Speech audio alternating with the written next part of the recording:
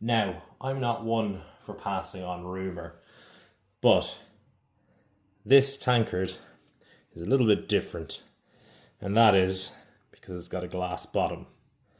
Now, the rumour that has been around for a long, long time is that a glass bottom on a tankard was so as to be able to check your tankard if a recruiting sergeant in the British Army had dropped a shilling into it.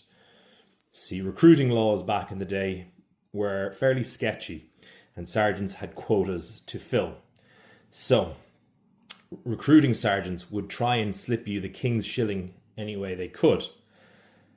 The most common way was to get people drunk and hand them the shilling, and that somewhat constituted as an acceptance of joining the ranks, mostly during the Napoleonic War. However, this, I think, is somewhat of a lie. But the lie has tied itself to tankards like this one here. It's a fairly basic, plain pewter tankard, probably from the mid-Victorian era. But it's got its glass bottom. Now, it's EPNS, so it's pewter coated in silver. However, most likely the glass bottom on this was to check the clarity of your ale before having to drink it all.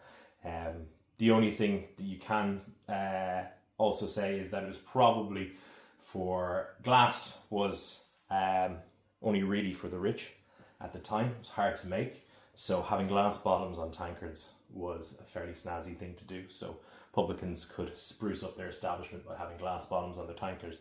However, this old wives' tale of the recruiting sergeant and the king's shilling has tied itself to tankards like this, and is why that story has propagated itself around the world. So, if you like little bits of my collection like this and little history stories, please remember to like, follow, and subscribe.